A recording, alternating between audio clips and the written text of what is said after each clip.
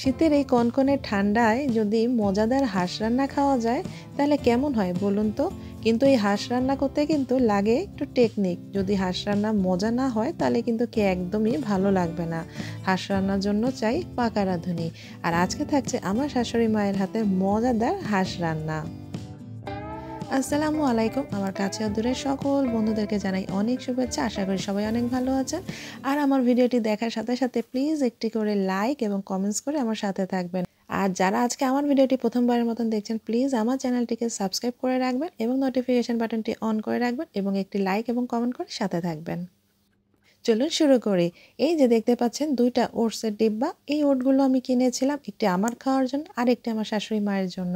কারণ কিছুদিন আগে আমি অসুস্থ ছিলাম, আমার শাশুড়ি মা অসুস্থ ছিলেন। তাই আমার শাশুড়ি মায়ের জন্য একটি ওটের ডিব্বা কিনে নিলাম। উনি খুব একটা পছন্দ না করলেও জোর করেই খাওয়ানোর চেষ্টা করা হচ্ছে ওনাকে। আর এই ওট খাওয়ানোর জন্য যদি একটি নতুন পাত্র হয় তাতে কেমন হয় বলুন তো? আর এই ওটস খাওয়ানোর জন্য আমি আমার শাশুড়ি মায়ের জন্য ২টা বড় বড় মগ কাপ কিনে নিয়েছি, যাতে ওটস খেতে প্রতিদিন যেন একঘেয়েমি না লাগে। যেহেতু ওনার পুরান সংসার, ওনার এই ধরনের কাজের জিনিসপত্র অনেক রয়েছে, তারপরও আরেকটু নতুন কিছু দিলাম যে নতুন কিছুতে খেলে কিন্তু খাওয়ার ইচ্ছা বা রুচি দুটোই কিন্তু বেড়ে যায়। আর ২টো কাপ কিনেছি বেসিক্যালি, একটি আমার শাশুড়ি মা, একটি আমার শ্বশুর বাবার জন্য। আর এই ছোট পাত্র ২টা কিনেছি আমি আমার জন্য। দেখে খুবই ভালো লেগেছিল যে মাঝে মধ্যে খাওয়ার সময় সস বা ভর্তা এই টাইপের আইটেমগুলো খাওয়া যাবে এই কারণে। আসলে সিরামিক্সের প্রোডাক্টগুলো যখন সামনে থাকে, দোকানেই হোক আর ভ্যানেই হোক, মনে হয় সবটাই কিনে নিয়ে চলে আসি। অনেক কষ্টে মনকে বুঝিয়ে বুক চাপা দিয়ে তারপরে চলে আসি। ম্যাক্সিমাম প্রোডাক্টে রেখে ২-১টা জিনিস খালি কিনে দরকারি নিয়েই চলে আসি। আর এই তো শ্বশুরবাসায় যাবো দেখে আমি কিছু কেক বেক করে নিয়েছিলাম। এই মোল্ডটাতে আমি অনেকদিন করি না, তাই ফুলের মতন এটাও একটা করে নিলাম। অনেকগুলো কাপ কেক করেছিলাম আর একটা বড় কেক করেছিলাম, ওটা ছিল অরেঞ্জ কেক। এখন অরেঞ্জের সিজন, অরেঞ্জ দিয়ে করেছিলাম, ওটা খুবই মজা হয়েছিল। আর কাপ কেকের মধ্যে কিন্তু মিক্স ছিল, কোনোটায় নাট, কোনোটায় চকো চিপস, একেকটা একেক রকম ছিল।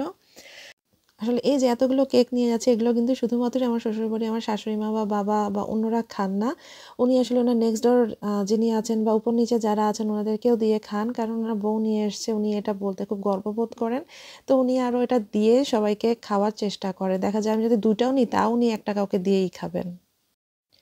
এই তো এট লাস্ট শ্বশুরবাড়িতে চলে আসলাম হাঁস রান্না খাওয়ার জন্য। তো সকালে আসার কথা থাকলেও আস্তে আস্তে একটু ১২টা ১১টা হয়ে গিয়েছিল। তারপরেও আমার শাশুড়ি আমাদের জন্য লুচি, সুজির হালুয়া, তারপর আলুর দম, বুটের ডাল এগুলো করেছিলেন, ওগুলাই রেখে দিয়েছিলেন। কারণ আমার মানে খুবই পছন্দ এই ধরনের আইটেমগুলো, স্পেশালি লুচি। এখন উনি বলল যে দুপুর হলেও খেয়ে নাও, তোমাদের জন্য করা আছে, খেতেই হবে, মানে বাধ্য হয়েই একরকম খাওয়া। আর কই মাছ ভাজা হচ্ছিল, মুচমুচে কই মাছ দিয়ে দুপুরে খাওয়া হবে। দুপুরে আরও ছিল লাউয়ের তরকারি, ফুলকপির তরকারি আর কই মাছ, আর ডাল ছিল। যেহেতু রাতের বেলা রিচ খাওয়া হবে এই কারণে দুপুরে একটু হালকা পাতলা খাওয়া। কারণ ঘরে ২জন বয়স্ক মানুষ আছেন, আমরা আছি।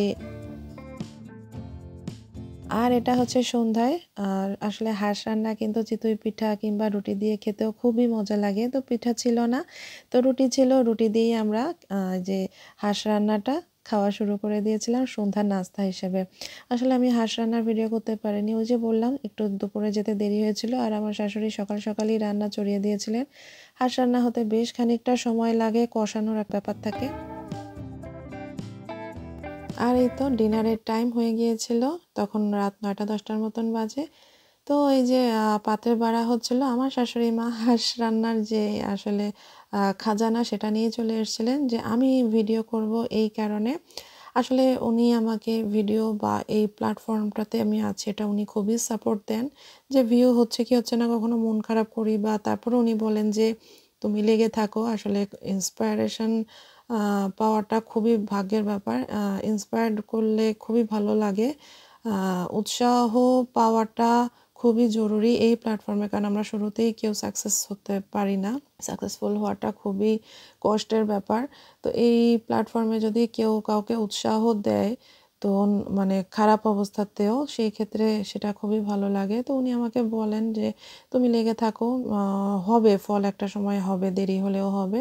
তুমি করতে থাকো।" আসলে বলতে গেলে আত্মীয়স্বজন, বন্ধু-বান্ধব কেউ এই জিনিসগুলাতে কিন্তু ডিরেক্ট কেউ কিন্তু সাপোর্ট দেয় না। দেখবেন সবাই কিন্তু ভিডিও দেখবে, কিন্তু লাইক কমেন্টসের বেলায় কেউ কিন্তু থাকে না। এমন ভাব যেন কেউ কিছুই দেখছে না।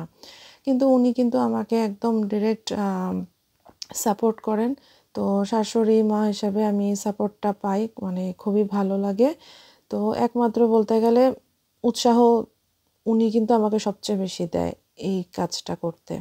তো যাই হোক, টেবিলে খাবার চলে এসছে, যে ফুলকপি তরকারি, লাউ তরকারি ছিল, আর এই যে একটু বেরেস্তা ছিটিয়ে দিলেন যে হাঁস রান্নার উপরে।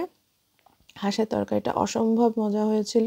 রান্না তো দেখে বুঝতেই পারছেন কতটা ইয়ামি হয়েছে, আর আমি খাচ্ছি। বলতে, বলতে আসলে আমার মুখে পানি চলে আসছে। এতটাই মজা হয়েছে, অসম্ভব মজা হয়েছে আসলে এই হাঁস রান্নাটা।